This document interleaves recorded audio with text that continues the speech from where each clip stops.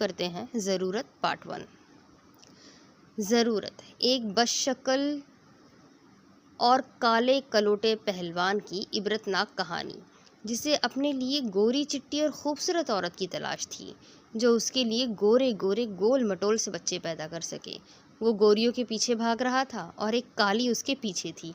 अपनी अपनी ज़रूरतों के गुलाम लोगों का दिलचस्प वाक़या। नूर बेगम।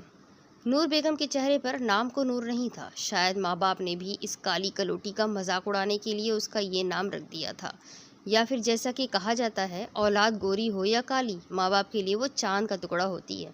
बहरहाल, वजह तस्मिया जो भी कुछ हो, वो बेचारी अपनी काली सूरत देखती थी और किसी को अपना नाम नूर बेगम बताते हुए हिचकिचाती थी। उसके नसीब भी काले ही थे। उसकी पैदाइश के 6 माह बाद ही बाप मर गया।